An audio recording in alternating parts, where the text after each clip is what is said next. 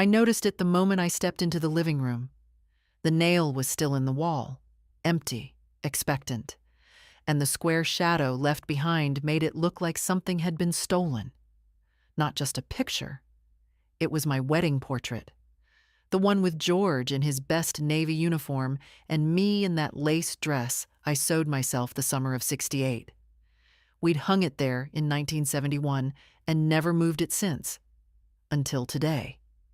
At first, I thought maybe the frame had slipped. That old plaster wall had crumbled before. I looked behind the couch, around the radiator, even under the rug, though that made no sense. Nothing. No shattered glass, no broken frame. Just gone. I stood there a moment, hands on my hips, still in my robe, slippers flapping. The room felt wrong, off balance. That photo wasn't just decoration. It was memory, promise, history. George had been dead 15 years, but that portrait made him feel present, like he'd just stepped into the kitchen for coffee. My first thought was Nancy, the housekeeper. She'd come by yesterday for the usual Thursday clean. Maybe she took it down to dust and forgot to hang it back. That didn't explain why it wasn't anywhere in the house, but at 78, I've learned not to jump to conclusions. I picked up the phone and called her. "Hi, Nancy. Quick question. Did you happen to move the wedding portrait yesterday?" There was a pause, then a hesitant, "Oh, I thought you knew. Mrs. Brittany said I could take it down. She didn't want it scaring the baby." I blinked. "Brittany?" "Yes, ma'am. She said it's better to put it away for now. Said you agreed." I didn't reply. I thanked her and hung up. The silence in the room turned cold. Brittany is my daughter-in-law. She and Joel, my only son, live across town, in one of those suburban homes with granite counters and wine fridges no one uses. They'd come by 2 nights ago with the baby. I remember because I baked that lemon pound cake Joel used to love as a boy. Brittany barely touched her slice. She must have told Nancy while I was in the kitchen. Didn't ask. Just instructed. I stood still for a long moment, my hand resting on the back of George's old armchair. Then I walked to the hallway, pulled my coat from the peg, and slipped on my loafers. 10 minutes later, I was driving down Rose Hill Avenue toward my son's house. Joel answered the door. "Mom, you okay?" I didn't say anything at first, just stepped inside. Brittany appeared, holding the baby. She smiled like everything was fine. "Helen, we were going to call you. We were thinking of coming over Sunday." I glanced around. Their house was all whites and grays and spotless surfaces. Sterile, I always thought. Like a hotel lobby with better lighting. I spotted the portrait almost immediately, propped against the wall in the garage, half covered by an old towel, dust already settling on the frame. "You took it," I said quietly. Joel looked confused. "Took what?" "My wedding portrait." Brittany shifted the baby in her arms and said, as if explaining something to a child, "It's just that it doesn't really go with the rest of the decor. And to be honest, it's kind of intense. George is staring so sternly, and your dress, it's very vintage. We didn't think it fit the space anymore. We were going to store it for you." Store it. Like a broken lamp, like junk. I stared at my son. Joel wouldn't meet my eyes. "You agreed to this?" He rubbed the back of his neck. "It's just a picture, Mom. Brittany meant well." "No, Joel," I said, voice steady. "It's not just a picture. That was your father. That was our wedding day. That's what built you." Brittany laughed nervously. "Oh, come on, Helen. Don't be so dramatic. We thought it would be better for the baby, a calmer atmosphere. Minimalism is better for development. That's what the studies say." "Minimalism?" I repeated.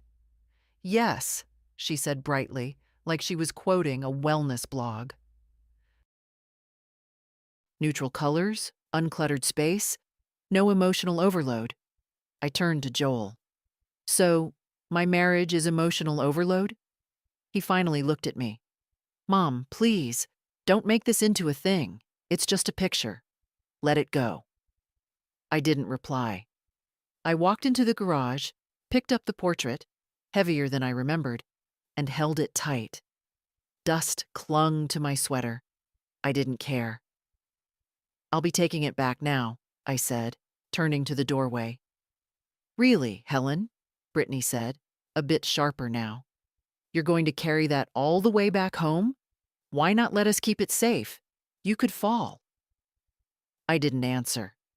I walked past them, out the front door, and loaded the portrait into the back seat of my Buick. Joel followed me. Mom, you're overreacting. This isn't good for your heart. I closed the car door and looked at him.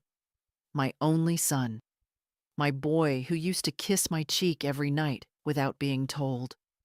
Who cried when he lost his toy fire truck. Who once said I made the best mashed potatoes in the world. You don't get to decide what's good for my heart, I said. Not anymore. Then I drove away. The road blurred through tears I didn't let fall. Not then. Not yet. By the time I got home, the light had changed. That late afternoon hush, the kind that fills a house when the sun dips just below the roofline and everything inside turns to soft gold. I stood at the doorway, the portrait still in my arms, and felt the weight of it. Not just its frame and glass, but the decades inside. I placed it back in its rightful spot. The nail was still there, waiting. The frame slid onto it as if it had never left. And just like that, George was back where he belonged, watching over the room with that half smile of his, somewhere between amused and proud. I stood back and looked at him. They tried to put you in a garage, I murmured. My hand lingered on the bottom edge of the frame. I could still hear Brittany's voice, that bright, breathy tone of someone confident in her correctness. We thought it would be better for the baby. As if my husband's face was a threat to a child. In the kitchen, the kettle was still on the stove from this morning. I made tea slowly, as if each movement would calm the fire burning low and steady in my chest. I carried my cup to the living room, sat down, and watched the shadows shift on the wall. I didn't cry. I didn't rage. But I remembered. I remembered the night that portrait was taken, our wedding reception in George's cousin's backyard, under strings of mismatched lights, with a photographer who took pictures in black and white because it was all he could afford. George had carried me through the gate because there were steps and I had heels. The lace on my sleeves kept catching on everything, but I didn't care. We were young. We were full of something that felt permanent. And now my own son couldn't look at it. My thoughts were interrupted by the sound of a car door slamming outside. I looked through the blinds. Joel's car. Alone. He rang the doorbell instead of walking in. I opened it without speaking. He stood there, hands in his coat pockets, face drawn. Mom, he said, I wanted to talk. Alone. I stepped aside. He walked in, looked at the portrait, then looked away just as quickly. You brought it back, he said.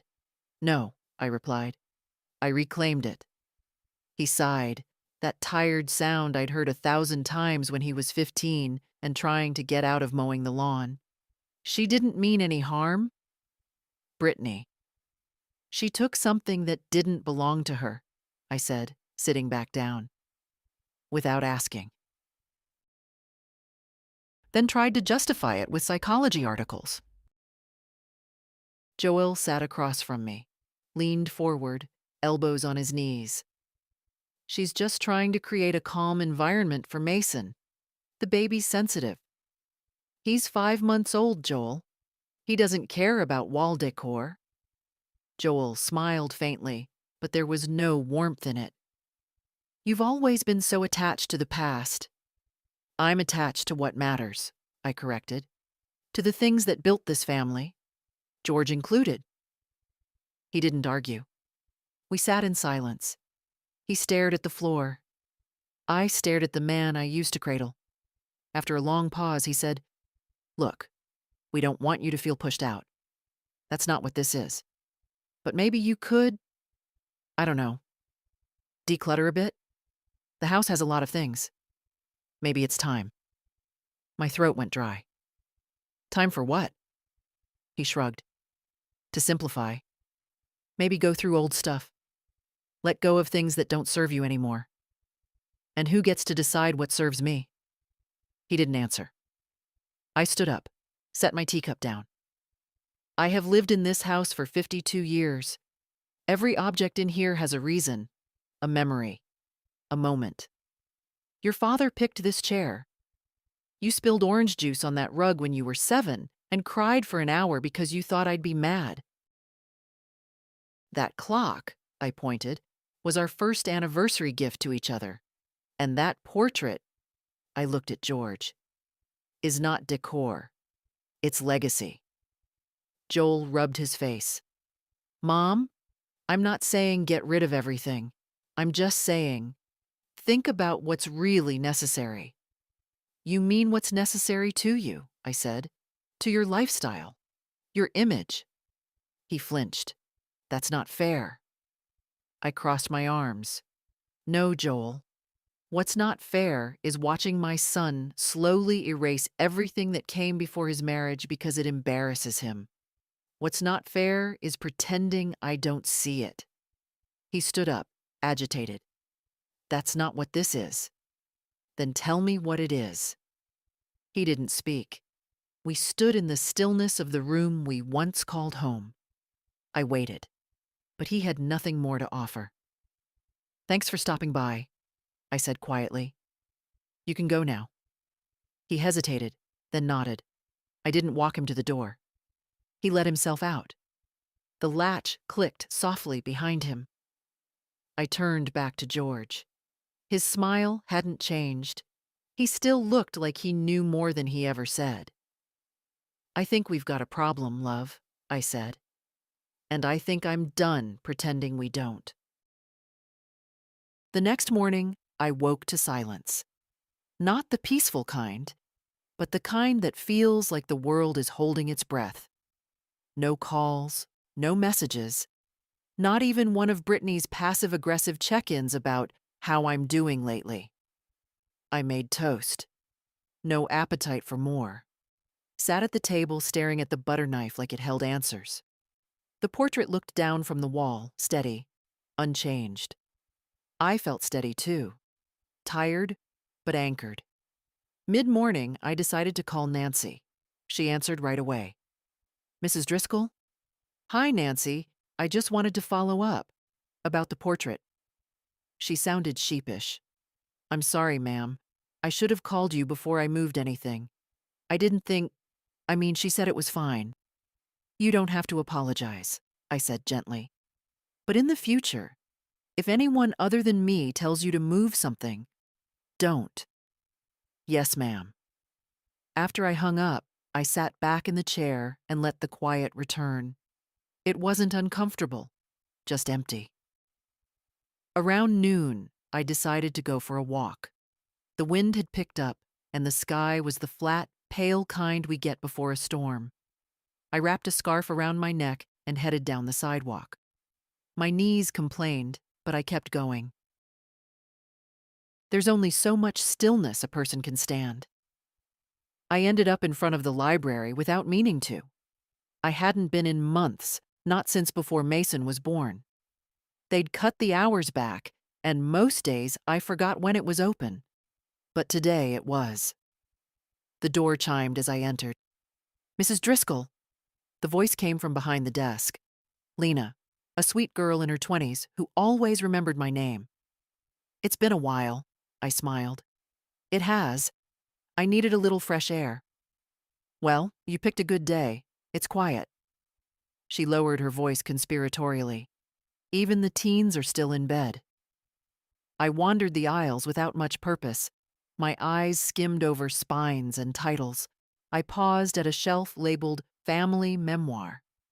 Funny, how many people wrote about the ones who hurt them, or helped them, or vanished entirely. By the time I checked out a book I wasn't sure I'd read, the wind had turned cold. Back home, I found a text from Joel. Short. Everything okay? Want to talk? I stared at it for a while, then set the phone down without answering. I didn't want to talk. Not now. Not on his schedule. Instead, I went into the spare room, George's old office, which I'd kept mostly intact. The filing cabinet was in the corner, still sturdy. I opened the bottom drawer, pulled out a folder labeled Estate and Financials, bank statements, deed to the house, old life insurance papers, a power of attorney form Joel had insisted I sign after George passed.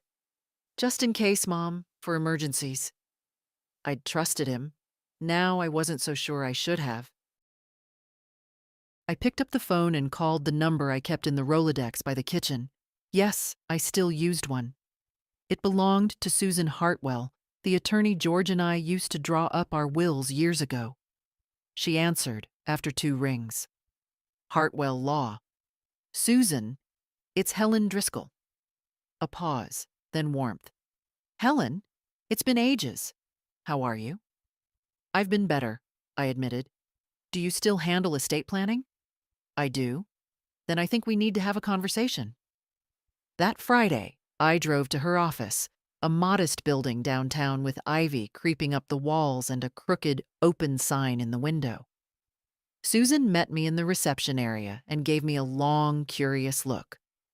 You look like you mean business, she said. I do. Inside, she offered me tea. I declined. We sat. I laid the folder on her desk.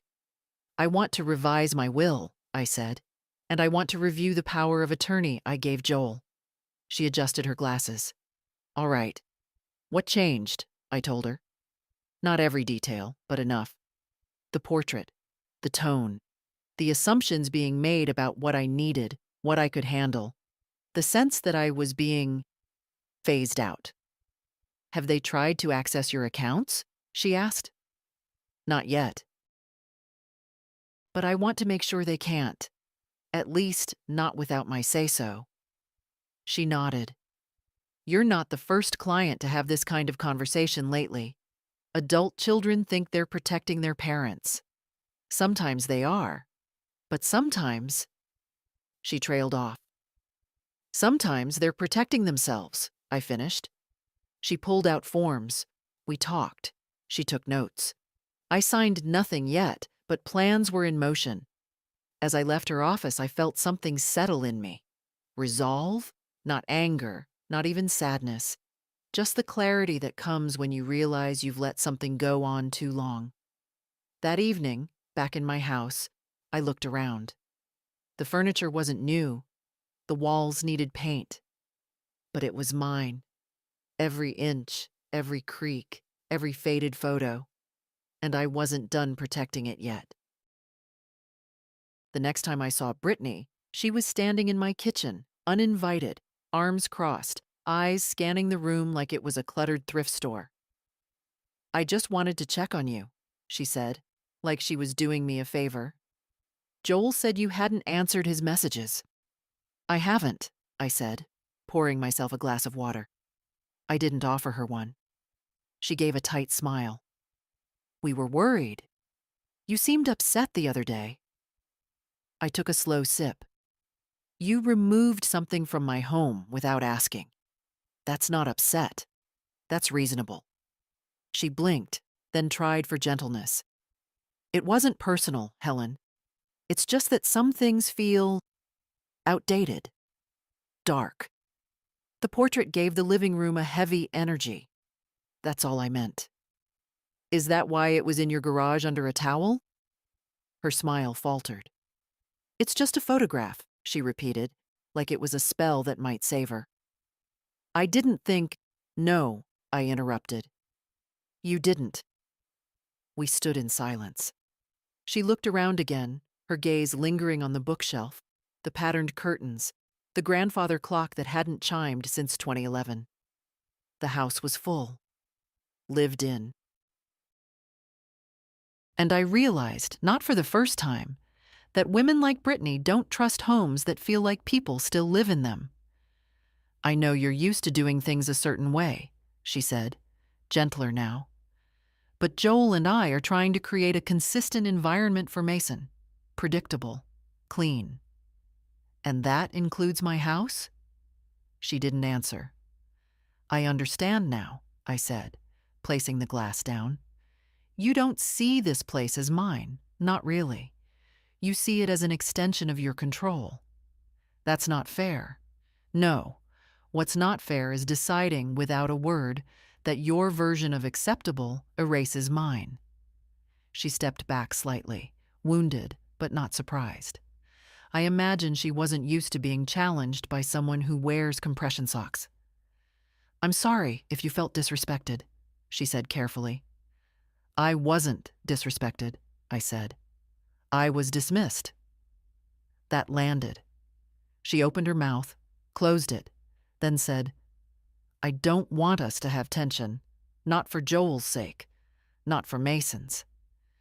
You should have thought of that before you made yourself the curator of my memories. A silence settled between us. She looked at the wall behind me. George was still there, framed, upright, whole. Brittany adjusted the strap on her purse. We should go through your storage sometime. There's probably a lot you don't even remember owning. I smiled. There's probably a lot you think you're entitled to just because I'm old. Her eyes hardened. Just for a second. Then she said, I'll let you rest. We'll be in touch. I didn't see her to the door. When it clicked shut behind her, I leaned against the counter and exhaled. It wasn't a victory, not really, but it was a line in the sand. Later that afternoon, I called my granddaughter. Emma picked up on the second ring. Grandma, everything okay? Her voice always made something unclench in my chest. At 19, Emma was everything her mother wasn't. Warm, perceptive, a little too sharp for her own good. I had a visitor, I said. Let me guess. Brittany? She wanted to discuss decor. Emma laughed. She always talks like she's on a home makeover show. She also wants to go through my storage. Emma groaned. That means she wants to pre-select what she'll take after you die. She said it with a smile. She always does. We were quiet for a moment. Then I said, Emma, I've been thinking about making some changes. Financial ones. Yeah? I'm revisiting the will and the power of attorney. Things like that. She hesitated. Is that because of all this? It's because I've spent too long assuming I'll always be consulted. But when people stop knocking, you start checking your locks. Another pause. Then, do you want me to come with you to the lawyer? No, I said gently, but I want you to know what's coming. Okay, she said. Just don't let them make you feel small. You're not. That evening, I opened the cedar chest at the foot of my bed. Inside were old letters, George's dog tags, and a blue ledger I hadn't looked at in years. I flipped through pages of neat handwriting, records of payments, bills, little notes from when we'd saved for Joel's college, for his first car. I paused at one line. $2,000, Joel and Brittany. Mortgage bridge, April 2009. Promised repayment, July. It had never come. Page after page told the same story. Loans, guilt-soaked promises, disappearances. They had borrowed more than money. They had borrowed trust. And now the balance was due. I closed the chest, sat back, and looked around the room. Every object was familiar, every shadow mine. And yet, somehow, I felt more like a guest in my own house than I ever had. That was going to change. The following Monday, I walked into the Wilcox branch of First Capital Bank. I hadn't been there in person in over a year. Most things I handled by phone or online, but today I wanted them to see my face, my name, my decision. The young man behind the reception desk looked startled when I gave my name. "Helen Driscoll?" he repeated, eyes flicking to his monitor. "That's right. Of course. I'll get Mr. Baines for you." Mr. Baines, Russell, as he liked to insist, was the personal banker assigned to my accounts. Mid-40s, expensive shoes, and the habit of talking to older women like they were hard of hearing. He appeared a few minutes later, all polished teeth and confident nodding. "Mrs. Driscoll, what a pleasure. We usually hear from you by phone. Everything all right?" "Everything's fine," I said. "I'd just like to go over my accounts and make some adjustments." His smile tightened just a bit. "Absolutely. Right this way." Inside his office, I sat down in the leather chair and opened the folder I'd brought, neatly tabbed, labeled. Decades of order, of being responsible. I laid it on the table like a weapon. "I'd like to revoke the power of attorney I gave my son," I said. Russell blinked. "Oh, of course. We can do that. I'd also like to remove all joint access, freeze the automatic transfers to the Driscoll household, and review my beneficiaries." He hesitated. "May I ask if something specific prompted this decision?" "You may," I said, "but I won't answer." To his credit, he didn't push, just clicked his pen and began. "I can temporarily suspend all standing payments today. For full revocation, we'll need your signature and a witness. We can have that arranged within the hour." I nodded. While he worked, I looked out the window at the street below. A city like mine never looks you in the eye. It keeps its head down, always busy, always moving. But inside these walls, I was finally slowing it down, taking something back. "Here we are," Russell said, sliding the forms across the desk. "You'll need to initial here and full signature here. This will cancel all scheduled transfers to the following recipients." He turned the monitor slightly toward me. Joel's name came up again and again. Mortgage supplements, insurance, a landscaping service in their zip code, even the subscription to some gourmet meal box. I picked up the pen and signed. Each stroke of ink felt like peeling off a film I hadn't realized was over my skin. Once it was done, Russell printed out the updated statement. "You'll receive written confirmation by mail," he said. "Is there anything else we can do for you today?" "Yes," I said, standing. "Don't call Joel to confirm anything. This was my decision, not a misclick, not a mistake." He inclined his head. "Understood." Outside, the wind had picked up again. I pulled my coat tighter and walked 2 blocks to the cafe I used to go to with George. It had changed owners, changed menu, but the booths were still the same. I ordered coffee and sat by the window. For the first time in a long while, I didn't feel like a woman being forgotten. I felt like someone who remembered herself. That evening, the phone rang. I let it go to voicemail. It rang again, and again. Eventually, I picked it up and saw the screen lit up with Joel's name. I answered, not out of obligation, but because I was ready. "Mom," he said, no preamble. "What's going on? I just got a bank notification that our mortgage payment didn't go through." "I know," I said calmly. There was a pause. "Did you cancel something by accident?" "We can get it fixed." "No accident. I canceled everything." His tone changed. "Why would you do that?" Because I'm no longer supporting a family that doesn't respect me. He made a frustrated sound. This is about the picture again? This is about years of pretending, I said. Pretending that my help is wanted when only my money is. Pretending that being polite to my face means caring about me. Pretending that I don't notice how Brittany looks at me like an overstuffed chair in the wrong room. His voice dropped. You're being unfair. No, Joel. I was unfair. To myself. For a long time. You're going to make things very difficult for us. Mason's tuition fund. You can figure it out. You're both working adults. He was quiet. Then, more quietly. I didn't realize you felt like this. That's the problem. You didn't realize anything, or you didn't care. Can't we talk about this? Work it out? We are talking, I said. But I'm not working it out for you this time. He sighed again. Does Emma know? She knows what matters. He didn't respond. Finally, I said, I hope you find a way to adjust. I truly do.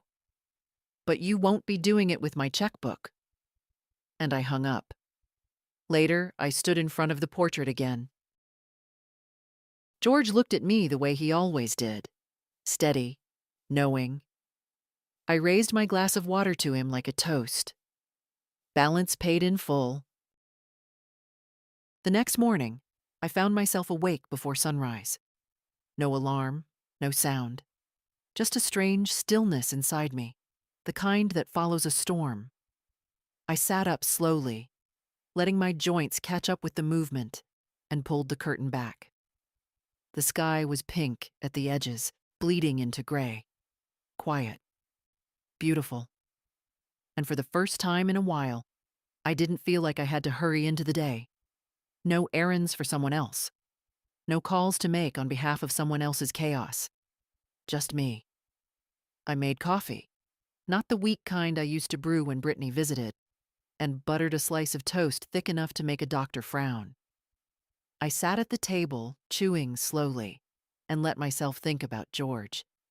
He'd hated the quiet, said it made him feel like something was waiting to happen. I used to tease him about it. Not everything's a warning sign, I'd say. Sometimes silence is just peace. I wondered what he'd say now. If he'd be proud of me. If he'd tell me I waited too long. Or if he'd take my hand and say nothing at all. The portrait was still there on the wall, of course. Framed in dark wood, slightly crooked, like always. I didn't fix it. Some things are better when they lean a little. Around 9, I heard the mailbox clang. Bills, flyers, and one thick envelope from Hartwell Law. I brought it in, opened it at the kitchen counter. Inside, confirmation of the power of attorney revocation and a packet marked Draft Revised Will. I read it once, then again. My name, clean and centered at the top. My choices, clear and unapologetic. Emma listed as primary beneficiary. Joel removed from all decision-making authority. Every clause tightened like a locked door. I didn't smile, but something in me unknotted. That afternoon I called Emma. She picked up immediately. Hey, Grandma. Do you have time for a visit? Always. She arrived within an hour, wearing jeans and a sweatshirt, her hair pulled back in a way that reminded me of myself at her age. She walked in and hugged me without asking. No small talk, no agenda.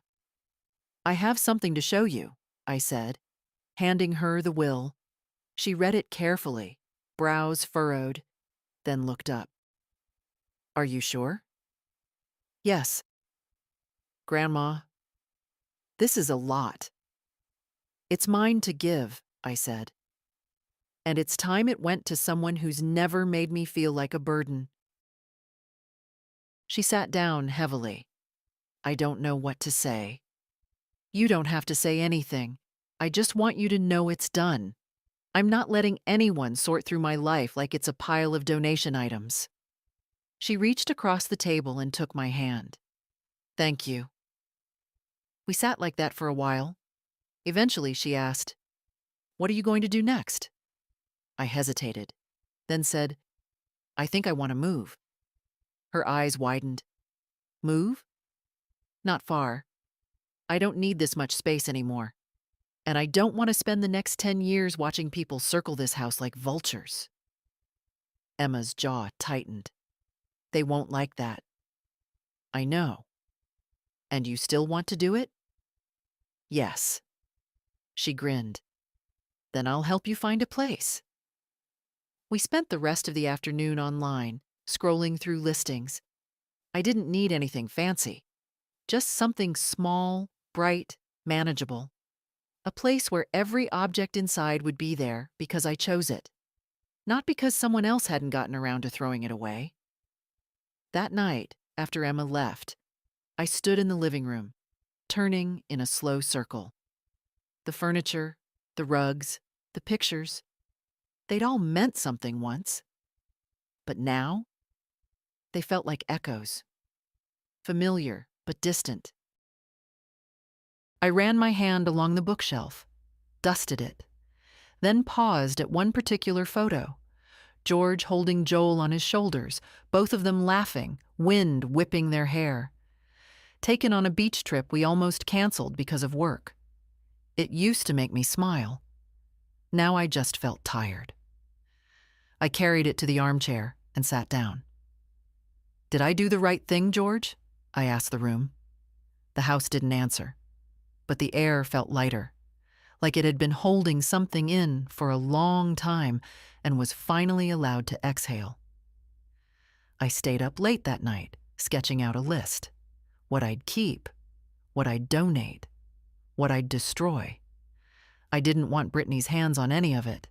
Not the china, not the linens, not even the recipe box with George's clumsy handwriting on the dividers. Especially not that. By midnight, I'd filled 2 pages. At the bottom, I wrote, "This time, I finished the story myself." I started with the attic. The narrow pull-down stairs creaked like bones as I climbed them slowly, one hand tight on the railing, the other clutching a flashlight. The bulb up there had been out for years, and I never bothered to fix it. Most things in the attic were ghosts. Boxes of Joel's schoolwork, a broken lamp from 1982, George's old fishing gear that hadn't seen water since before Mason was born. I stood in the middle of the dusty floorboards and turned slowly, letting the light sweep over the stacked corners of my life. Funny how things collect. Not just the objects, but what they carry. Promises. Failures. Things you meant to fix or return or throw away. But you never do. You put them up high, out of sight, hoping the weight will fade with distance. But it never does. I opened the first box. Christmas ornaments. Tinsel and faded baubles, a hand-painted baby's first Christmas ball from 1979. I remembered Joel dropping it one year, the way he sobbed, thinking we'd never replace it. I kept the shards, glued them together. Still hung it every year, even after it turned dull and fragile. I set it aside. I'd keep that one. The next box held George's Navy medals, folded flag, a few yellowing letters. I ran my fingers over the cloth, remembering the day it was handed to me, crisp and cold, at the funeral. The flag had always stayed here. Too sacred for a hallway shelf.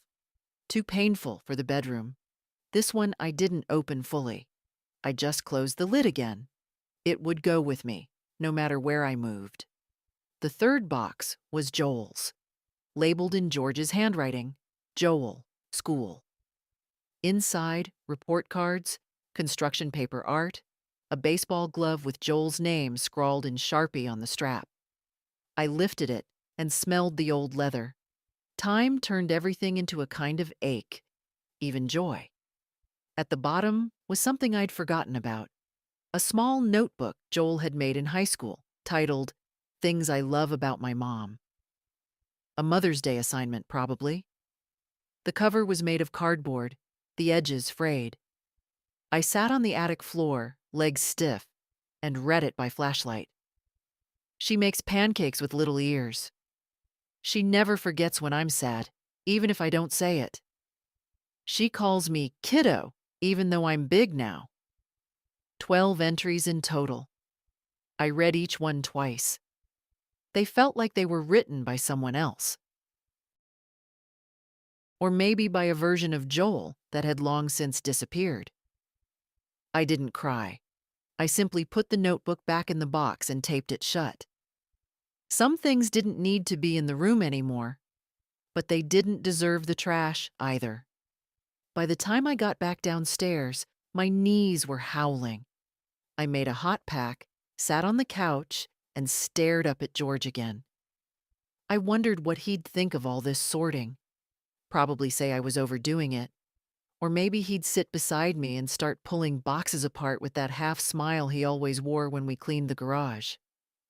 The doorbell rang. I checked the clock. 4:47. I wasn't expecting anyone. When I opened the door, Joel was on the porch. He didn't look like himself, rumpled, unshaven, his shirt tucked in sloppily. A man who hadn't been sleeping well. "Hi, Mom." "Joel, can I come in?" I didn't move from the doorway. "What do you need?" He swallowed. I wanted to talk." I studied his face. He wasn't angry, just tired. I stepped aside.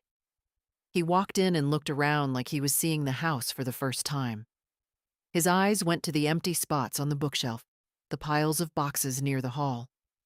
"You're packing." "I am." "Where are you going?" "I don't know yet." He nodded slowly, then turned toward the portrait. "Still there?" he murmured. "Of course." He sank into the armchair, like it hurt him to stand. "Emma told me you changed the will." "She did." "And the accounts?" "Yes." He looked down at his hands. "I didn't come to argue." "Good. I don't know how things got like this." I sat across from him. "Yes, you do." He didn't deny it. After a long silence, he said, "I'm not proud of how we've treated you. Brittany and I, we've been thoughtless." "No," I said. "You've been strategic. That's different." He closed his eyes briefly. "I guess I hoped we could ease into things. That you'd just fade into the background. That's what happens to old women, isn't it? We fade." He flinched. "That's not what I meant." "But that's what you wanted." Joel looked up at me. "I'm sorry, Mom." "I don't want your apology," I said. "I want your understanding. And if that's not available, I'll settle for space." He rubbed his face. "Is there anything I can do to fix it?" "No." He looked around the room again. "This house feels smaller than I remember." "That's what happens when people stop filling it with real things," I said. "Love, respect, Sunday dinners that aren't an obligation." Joel stood up. "I'll leave you alone." "Thank you." He walked to the door, paused. "I hope you find what you're looking for," he said. I nodded once. "I already did." He left. I closed the door and locked it. Not out of fear, but because I could.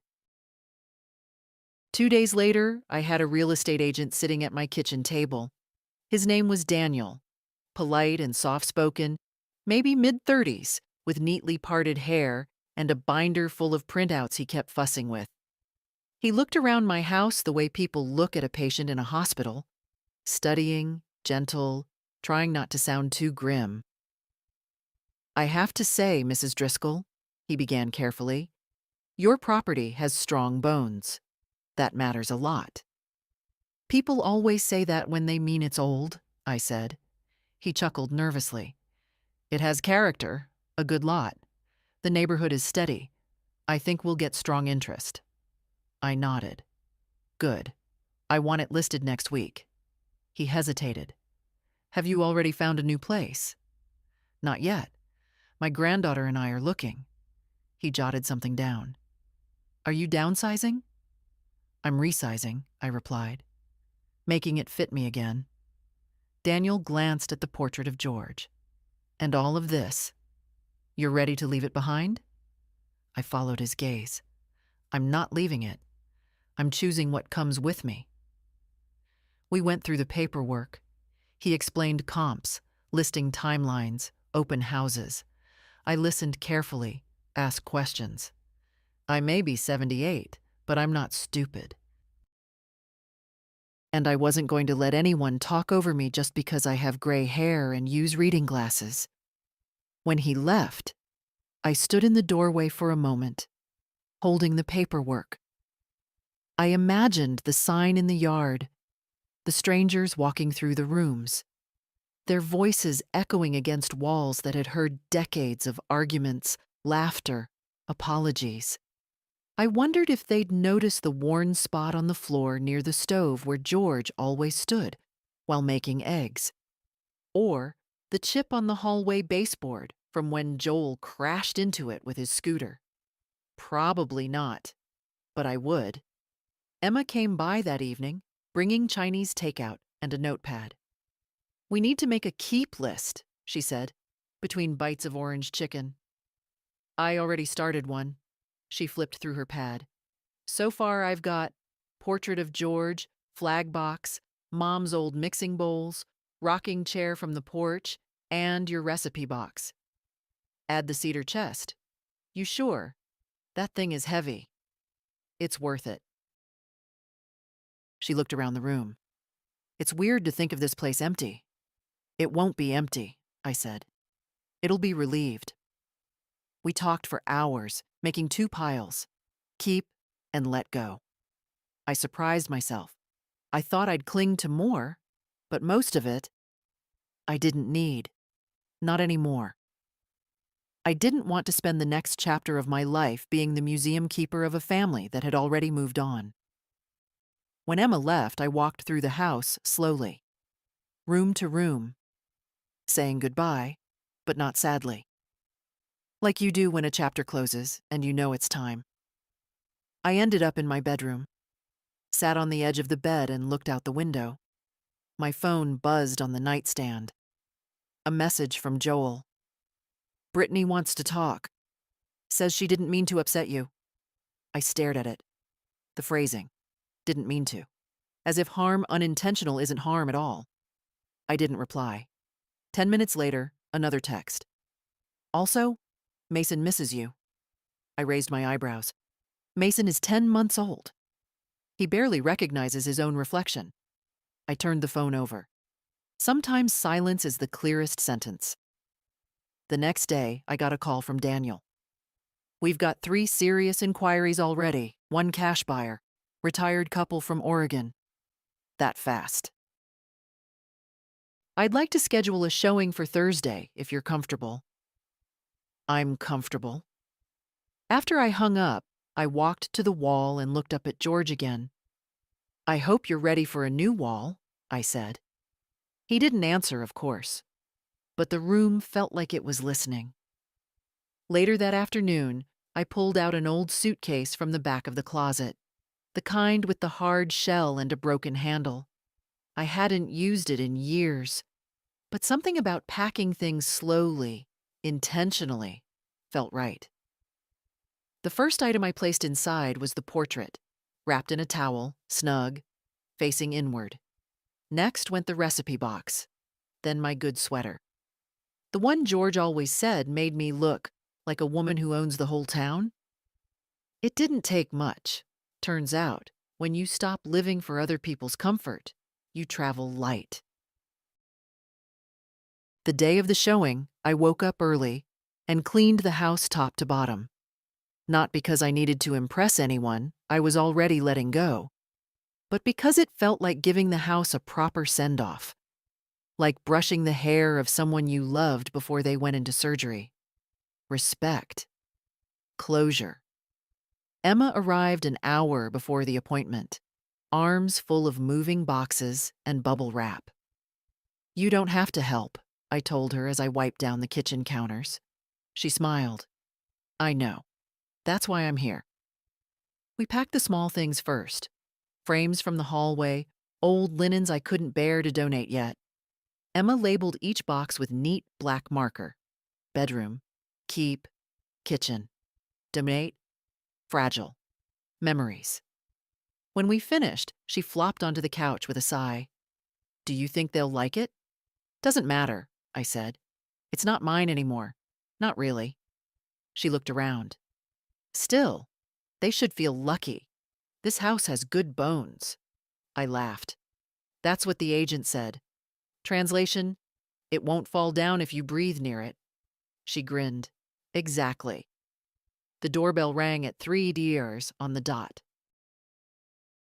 Daniel, punctual as ever, stepped in with the couple from Oregon in tow. A tall, silver-haired man with kind eyes and a woman in a purple scarf who kept pointing at things with gentle curiosity. They walked through the house slowly, Daniel narrating as if I weren't standing right there. I stayed out of the way, perched on the porch swing with my tea while Emma hovered by the kitchen like a quiet chaperone. At one point, I heard the woman say, "It feels lived in, like a real place, not just drywall and appliances." That made me smile. When they left, Daniel gave me a thumbs up. They're very interested. I'll follow up tomorrow. After he was gone, I turned to Emma. Well, that's that. You okay? I nodded. Just tired, but the good kind. She offered to stay the night. I declined. I needed to be alone with the house one more time. After she left, I turned off every light except the lamp in the living room. I sat in George's old chair and let the shadows stretch across the walls like old friends. The house creaked the way it always had after sunset. The sound of wood settling, pipes breathing. I listened like I had for 50 years and whispered to it the way you whisper to someone who's kept your secrets a long time. Thank you. That night, I slept with the window open. In the morning, I found an envelope slipped through the door. No return address. Just my name, scrawled in Joel's handwriting. Inside was a letter. Mom, I'm not sure how to start this. I keep trying to find the right words, but maybe there aren't any. Brittany and I, well, mostly me, I mishandled things. I thought I was helping by taking over decisions. I thought you wanted less to worry about. But I see now I was just making it easier for myself. You've always been strong. You don't need me to manage your life. You've managed all of ours for decades. I don't expect forgiveness. I don't expect anything, really. But I hope you'll think about letting us back in someday. I miss you. Joel. I read it once. Then again, I folded it neatly and placed it in the recipe box. Not because it fixed anything, but because it was, finally, honest. Around noon, Emma called. They made an offer, full asking price, no contingencies. I looked around the living room, sunlight pouring in through the sheer curtains, dust motes dancing like tiny reminders that everything moves on, eventually. Tell Daniel I accept, I said. Then I hung up, picked up the suitcase I'd started filling and zipped it shut. I left the portrait out. It would ride up front with me. Some things don't belong in boxes. I signed the sale papers on a Thursday morning. The office was cold and smelled faintly of carpet glue. Daniel slid documents across the desk like a blackjack dealer. Title transfers, disclosures, final statements. Each time I signed my name, it felt lighter. When we finished, he shook my hand. Congratulations, Mrs. Driscoll. You did it. I did. Bittersweet? No, I said. Just sweet. The funds would clear in 3 days. Daniel said he'd courier the closing packet to the new owners. I said I'd leave the keys under the stone frog on the porch. George's idea, back when we worried about forgetting ours. Outside, the sun was bright, but not warm. That in-between autumn light that never lasts. I drove home slowly, not because I had nowhere to be, but because I wanted to feel every street. The way they curved. The dips and bumps I'd memorized over 5 decades. I wanted to carry them with me. When I pulled into the driveway, Emma was already there, sitting on the porch steps with 2 cups of coffee and her feet tucked under her. She looked up, smiled. "Still yours for another 3 days. That's all I need." We went inside. I showed her the empty rooms, clean now, echoing a little. The closet's bare, the curtains down, the air different. Hollow, but peaceful. "I remember when I was 10, Emma said, "and I got stung by a bee out back. You gave me a popsicle and told me it meant I was part of the garden now. You believed me. I still do." We laughed. Then we started loading boxes. By mid-afternoon, the car was packed. Portrait, clothes, cedar chest, and the little things I refused to leave behind. The rest was being picked up by a local donation truck tomorrow. I made one last cup of tea in the old kitchen, drank it standing up, and rinsed the mug by habit. Then I walked room to room one final time. Bedroom, bathroom, living room, porch. Each one said goodbye without saying a word. I locked the front door, tucked the key beneath the frog, and walked to the car. Emma opened the passenger side, carefully cradling the portrait. "Where to now?" she asked as we pulled away. "Just drive," I said. "We'll know when we find it." We spent the next 2 days touring small bungalows, condos, even a senior co-op that smelled like lemons and resignation. None of them felt right. Too cramped, too sterile, too many rules. Then, on the 3rd day, we found it. A small, single-story house at the edge of town. Pale green siding, white trim, wide windows that let the light pour in. It had a garden out back, already overgrown, and a porch swing that didn't squeak. The woman showing it was in her 60s, sharp-eyed and warm-voiced. "You'd be the 4th owner," she said. "The last woman lived here alone for 25 years. She passed in June." I stepped inside and knew. It wasn't fancy, but it didn't need to be. It felt honest. Emma watched me carefully as I wandered through. "I think this is it," I said. She grinned. "I thought you'd say that." We closed in a week. I moved in with just what mattered. The portrait hung in the living room again. New nail, same frame. The cedar chest sat at the foot of my bed. The recipe box went on the kitchen shelf between the flour and sugar jars. The first night, I made soup. Just for me. Ate it by the window, listening to the wind rattle the garden gate. No sounds from upstairs. No one calling to borrow something. Just quiet, but not empty. Full. Emma came by the next day with flowers. We planted them together, knees in the dirt, laughter shaking the air. It wasn't a grand reopening, just a continuation, a choice.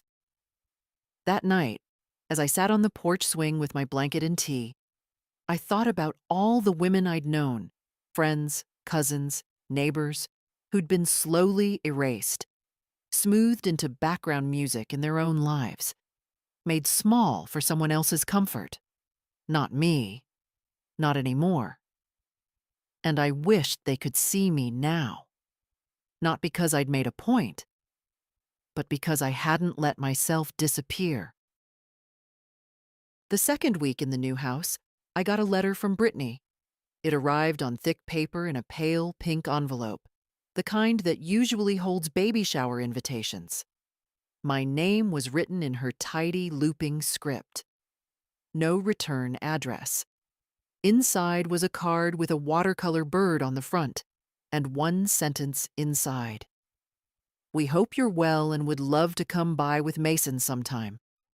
No apology, no acknowledgement. Just an offer, dressed as goodwill, wrapped in absence. I set it on the table and stared at it for a long while. Later, I called Emma. "She wrote," I said. "Brittany?" "Mm-hmm." "What did she say?" "She hopes I'm well. Wants to bring Mason by." Emma was quiet for a moment. "Do you want that?" I didn't answer right away. I walked to the window, looking out at the garden we'd started taming together. The marigolds had taken to the soil. The lavender hadn't. "I'm not sure," I said. "I don't know if I want her in this space. You could say yes to just Mason. He doesn't come without her." Another pause. "You don't owe anyone your forgiveness, Grandma." "I know." I ended the call and sat with the card again. Touched the edge of it.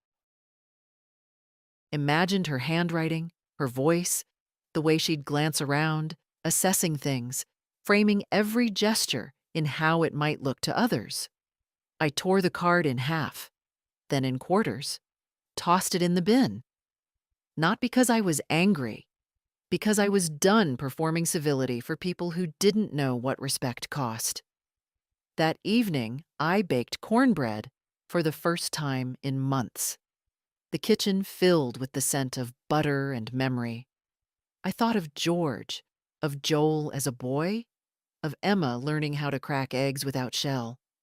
I thought of laughter over chipped mugs. I thought of silences that didn't wound. I set 2 slices aside for the neighbor across the street. Mary, retired school teacher, kind eyes.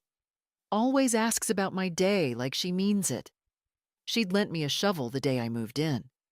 The rest I ate with soup and the hum of the radio in the background. There was no portrait looking down at me here. Just the photo I chose to place on the mantel. Emma, at 5, standing in the backyard, covered in mud, grinning with her whole face. That was enough. On Sunday, I went to the small community center 3 blocks over. They were holding a used book sale, paperbacks lined up on fold-out tables, the smell of coffee and old pages in the air. I ran into Susan Hartwell there. "Well, well," she said, smiling. "You look 5 years younger." "I feel it." We sat on a bench near the mystery section. She picked up a tattered Agatha Christie and turned it over in her hands. "You made the right choices," she said without prompting. "I know. Joel called me, wanted to see if there was a way to reverse the POA revocation." My stomach turned slightly. "And?" "I told him there wasn't. Not without your consent." "Good." He sounded disappointed, but not surprised. I nodded. She reached into her bag and pulled out a folded document. "Your final will. I had it witnessed last week. Just needs your signature." I signed it then and there. Not because I was in a rush to go, but because it felt good to have it settled. Afterward, I found a copy of The Secret Garden and bought it for $1. On the way out, I dropped a few coins into the donation jar. That night, I read the first chapter aloud in bed, just to hear a story come to life in my own voice. I fell asleep with the book open on my chest. The next morning, a small envelope was tucked into my mailbox. No name. Just a postmark from Joel's neighborhood. Inside was a photo. Mason, sitting in a patch of grass, smiling. His hands covered in something. Mud, maybe chocolate. Unposed, unfiltered. No note, just the photo. I held it for a long while.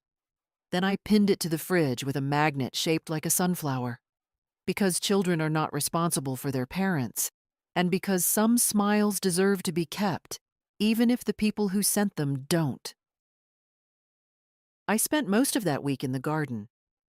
The soil was tougher than I remembered, packed and stubborn, as if it too had settled into a shape it didn't want to change. but I kept working at it. 15 minutes in the morning, another stretch after lunch. Gloves on, knees in the dirt, back sore by sunset. I didn't mind.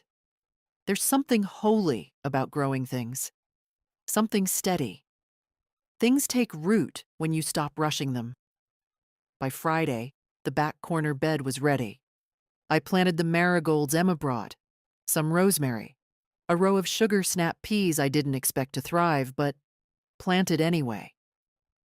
Sometimes things surprise you. I'd just finished rinsing my hands at the outdoor spigot when I saw him. Joel. Standing by the gate, hands in his pockets, eyes unsure. He didn't speak, just waited.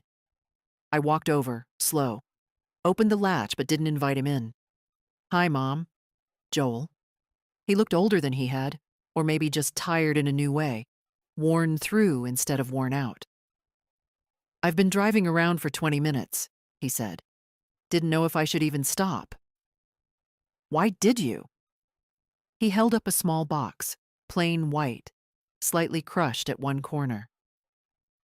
"Emma told me you gave away most of your dishes." These were Dad's favorite mugs, right? I looked at the box. Didn't reach for it. "I found them in a cabinet in the garage," he said. "Under some light bulbs in one of Mason's old mobiles. I don't even know how they got there." "I do," I said. He winced. "I'm sorry," he said again. "You've said that. I know. I just keep saying it because I don't know what else to do. Try listening." He nodded. I stepped aside. "Come in, but just for a minute." He followed me to the back porch, where the garden stretched out behind us. We sat on the steps, the box of mugs between us. "You've been busy," he said, nodding toward the rows. "It helps." He watched me for a moment, then said, "Brittany and I are in counseling, trying to figure out why we treat people like checklists." I raised an eyebrow. "That's a start. I don't expect things to go back to how they were. I know we crossed lines." "You erased them," I corrected. He nodded slowly. "You're right." A beat passed. "I saw the will," he added, quieter. "Emma showed me. I wasn't angry, just ashamed." I didn't answer. I guess I thought I'd always be the son who gets trusted, the one who takes over when things get hard. "You don't take over someone's life," I said. "You walk beside it." He looked at the garden again. "Can I help sometime?" "Maybe," I said, "but not because you owe me, because you want to learn something." He looked at me then, not like a son trying to fix something, but like a man trying to understand it. "I do." He stood after a while, dusted off his jeans. "I'll leave these here," he said, setting the box gently by the door. As he reached the gate, I called after him. "Joel?" He turned. "Next time you visit, bring gloves." He smiled. A real one. Then he left. Later that evening, I opened the box. 4 mugs. Thick, chipped, heavy as memory. One of them still had a faint lipstick stain I recognized as mine from years ago. Coral, the kind George always said, made me look sunny. I washed them carefully and placed them in the cupboard above the kettle. Not because I missed the past, but because I was choosing what to carry forward. On Sunday, Emma came by again. "You look taller," she said, handing me a basket of plums. "I feel it." We sat on the porch swing, sipping iced tea, watching the garden. Dad told me he stopped by. He did. He was nervous. He should be. She smiled into her glass. "He said you made him bring gloves." I smirked. "Might make a gardener out of him yet." Emma reached into her bag and pulled out an envelope. "This came to my place. Looks like Brittany forgot your address." Inside was a card with a photo of Mason in a pumpkin patch. wearing a flannel shirt and looking vaguely confused. The back said, "Happy fall from all of us." I set it on the porch table, face down. "I'm not ready," I said. Emma nodded. "You don't have to be." The sun was low, the sky full of peach and lavender. The wind picked up just enough to rattle the leaves. We sat quietly, not waiting, just growing. 2 weeks passed without a word from Joel or Brittany. I didn't mind. I had seedlings coming up, a quilt half finished in the living room, and a new neighbor named Dolores who baked sourdough every Thursday and insisted I take just one more loaf every time she came over. We played cards on her porch once a week. She never let me win, which I appreciated more than I said. There's a particular kind of freedom that comes when no one is asking anything of you. No favors disguised as concern. No calls pretending to be check-ins. Just the stillness of a life not being managed from the outside. I'd always assumed that peace came after the chaos passed. But now I knew better. Peace comes when you stop handing your keys to people who only know how to lock you in. One afternoon, I was trimming the rosemary when Emma showed up, holding a box. "Found something while cleaning my closet," she said. "Figured it was yours, not mine." Inside were old cassette tapes, labeled in George's handwriting. Mixes, messages. One said 2HD, 1983, in fading blue ink. I stared at it. "We don't have a player," I said. Emma grinned. "I do." Back at her apartment, we sat on the floor with a clunky silver boombox she'd bought from a thrift store for aesthetic reasons. She popped the tape in, and for a moment there was nothing but static. Then George's voice filled the room. "Hi, honey. If you're hearing this, I'm either at work or trying to make you laugh on a rainy day. Probably both." My breath caught. Emma looked at me but didn't speak. "I made you this mix because the last one got stuck in your car, and I figured you needed one that didn't skip every time you hit a pothole. Also, I miss you when I'm gone, and this is the closest I can get to being in two places at once." His voice, strong, warm, just a little amused. I hadn't heard it in over a decade. He played snippets of songs we used to dance to in the kitchen, told stories between tracks, joked about my snoring, described the way I looked when I was reading, eyebrows furrowed, lips twitching. By the end, I wasn't crying. I was smiling so hard it hurt. "I think that's the best gift anyone ever gave me," I said. Emma leaned her head on my shoulder. "He really loved you." "I really loved me too," I whispered. She looked up, confused. "I mean back then." I forgot for a while, but I remember now. That Sunday, I hosted lunch. Just Emma and Dolores. Simple chicken salad, lemonade, fresh rolls Dolores brought. We sat under the umbrella out back, the garden green and humming. "I like it here," Dolores said. "Feels like a place you land on purpose." "It is," I said. Emma reached across the table and handed me a small box. "Late housewarming." Inside was a silver necklace, simple chain with a charm shaped like a key. "For the life that's yours," she said. I put it on, felt its weight. Later that afternoon, I opened a new journal. First clean page. No lines. I wrote, "I spent years being edited, shrunk, decorated to fit someone else's room. But I am not wallpaper. I am a wall, load-bearing, and I'm done pretending I'm not." Then I closed it. I didn't need to fill it all at once. I had time.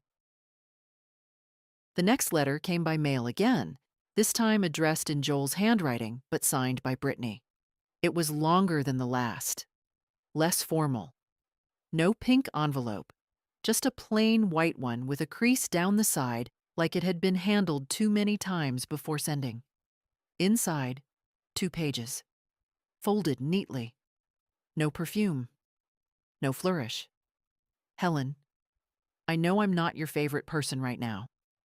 Maybe never was. I probably earned that. But I want to tell you something that I've never said out loud. I was intimidated by you from the start. You were so certain, so capable. You had a home with weight in it, not just things, but presence, a rhythm. I always felt like I was visiting a story that didn't belong to me. I think I tried to take control because I didn't know how else to feel secure. And in doing that, I bulldozed things that mattered to you, things I didn't understand. I know the portrait wasn't just a photograph. I know the house wasn't just walls. I see that now. I won't ask you to let us back in, but I want you to know I'm trying to be different. Not for you, for Mason. Because one day he'll look at how I treated his grandmother, and I want him to learn the right things from it. Even if those things come from my mistakes. Take care, Brittany. I read it once, then again, not because I expected to find sincerity, but because I did. It wasn't an apology, not quite. But it was something, a crack in the door. Not enough to walk through, just enough to let light in. I set it on the counter and stared at it, unsure whether to keep it or burn it. Then I folded it, tucked it in the back of my recipe box behind a card labeled Peach Cobbler, George's favorite. Let the memory sit where it belonged, beside something I loved more. That afternoon, Joel called. I didn't know she was sending a letter, he said immediately. She didn't ask me to say anything. Good, I said. He paused. She wrote it on her own, said she needed to, said it was time to stop acting like everything was fine. Is it? No, he said. But I want it to be better. I waited. There's a community garden opening up by Mason's preschool, he added, voice quieter. I put our name down for a plot. Figured, maybe we could learn how to grow something properly this time. I smiled, just a little. Took you long enough. I had to watch someone do it first. I'm not your blueprint. I know, but you're a damn good reference. That made me laugh. A dry, tired sound that felt better than silence. I'm not ready to come to dinner, I said. I didn't expect you to. But Mason can visit, with you. Not her, not yet. His voice cracked slightly. Okay. And no staged photo ops, no matching outfits. I want to see him, not a newsletter. He laughed through his nose. Okay. I didn't say goodbye. Just hung up, then stood at the window, watching a hummingbird hover near the rosemary bush. So small, so fast, so certain in its movements, like it belonged here. Emma came over for tea that evening. She noticed the letter right away. From Brittany? She asked. I nodded. I think it was honest. That's rare for her. I think she's trying. Do you forgive her? I didn't answer right away. I think I've stopped resenting her, I said. That's something. Emma poured more tea. It's a lot. We sat in the living room, the porch light humming, the garden rustling in the wind. She was scared of me, I said after a while. She should have been. Not in the way you think, I said. She didn't know how to be around someone who wasn't looking for approval. Emma looked at me, serious. I'm proud of you. I didn't say thank you, just reached over and squeezed her hand. Some things don't need to be named out loud. Before bed, I took the small cedar box George had made me for our 10th anniversary, just a plain thing with a velvet lining, and placed inside it a few items. The photo of Mason from the pumpkin patch, the letter from Brittany, and a dried sprig of rosemary from the garden. I closed it gently, slid it onto the shelf above my bed. Not for safekeeping, but as a reminder that even the things we don't know how to love properly deserve a place, as long as we stop pretending they don't hurt. The first time Mason came to visit, he clung to Joel's leg for a full minute before looking up at me. I crouched slowly, knees stiff, hands open. "Hi there," I said. "You want to see my garden?" He stared at me, big-eyed, wary, unsure, and then glanced up at Joel. "She's nice," Joel said softly. "You can go." Mason took 2 steps forward, then stopped again. I stayed where I was. I'd learned enough to know you can't rush closeness, especially not with children or estranged sons. Eventually, he reached out and touched the sleeve of my cardigan, just for a second. Then he looked up again. "Is that soup?" he asked, nose twitching. "It is. I like soup." "I know," I said. "I remember." I stood, led him inside, and served him a small bowl with crackers on the side. He ate at the table, swinging his legs, dropping one cracker to the floor like it was an offering. Joel stayed near the door, watching us. "Do you want to join him?" I asked. He hesitated, then nodded. Yeah, I do." We ate in near silence, but it wasn't uncomfortable. The kind of quiet that feels like the beginning of something, not the absence of it. After lunch, Mason walked through the garden, pointing at everything. "What's that?" "Rosemary." "And that?" "Peas." "Can I touch?" "You can help," I said, handing him a small trowel. He knelt and began digging near the edge of the bed, carefully, with the kind of concentration only children and gardeners possess. Joel watched from the porch, his hands in his pockets, face unreadable. When it was time to leave, Mason hugged my knees. I bent down and kissed the top of his head. He smelled like sunlight and dirt. Joel lingered at the gate. "He likes it here," he said. "It's a good place. You've made something strong," he added, "without any of us. That's the only way it lasts." He nodded, then hesitated. "Do you think we'll ever be close again?" I looked at him for a long time. "I think we're growing something new," I said. "But we have to stop pretending it's the same old tree." He nodded once. "Fair." He took Mason's hand, and they walked down the street, slow and quiet. I stood there until they turned the corner, then went back inside. Later that week, I hosted a supper. Just a few women from the neighborhood, Dolores, her cousin Mary, the woman from 2 houses over with the bright scarves and opinions about everything. We ate roast chicken and potatoes and apple pie that I overbaked, but no one minded.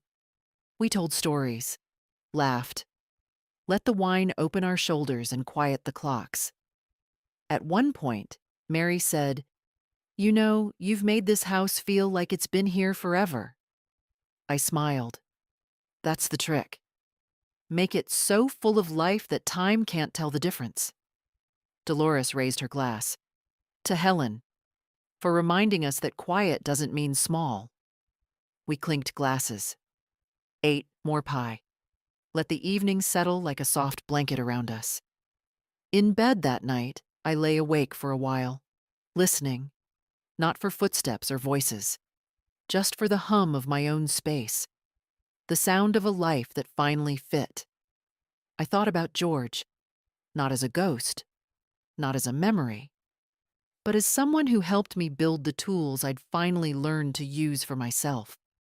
And I thought about the women like me, the ones reading this, the ones still in houses too full of silence, the ones who feel erased or softened into politeness or reshaped to fit someone else's comfort. You're not a ghost. You're not a burden. You're not done. You're the whole house, the walls, the weight, the warmth. Let them underestimate you. Then remind them what foundation really means. If this story found you, if you felt even a piece of it settle in your chest, share it. Pass it to someone who needs to remember her worth. Leave a comment if you've ever been the woman behind the door, holding the memory no one asked about. We don't have to shout to be heard, but we do have to speak.